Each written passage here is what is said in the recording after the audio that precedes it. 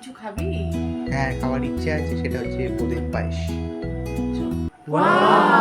সহজ উপকরণ দিয়ে মা বানাচ্ছিল আজকে বোঁদের পায়েস। উপকরণগুলি লাগবে বোঁদে আর মিল্ক পাউডার। প্রথমে গ্যাসে দুধটাকে ফুটিয়ে নিতে হবে বেশ ঘন করে।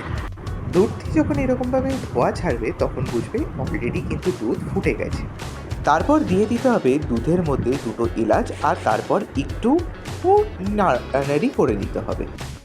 তারপর সেই দুধ থেকে কিছুটা দুধ একটু আলাদা করে তুলে রাখতে হবে।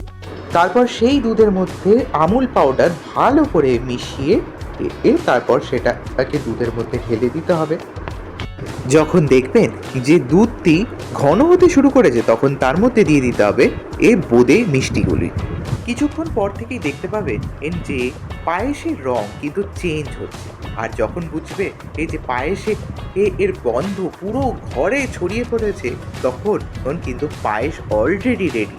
বাস তারপর আর কি, এই একটা পাত্রে এটাকে ঢেলে নাও আর হয়ে গেল বোঁদের পায়েস রেডি।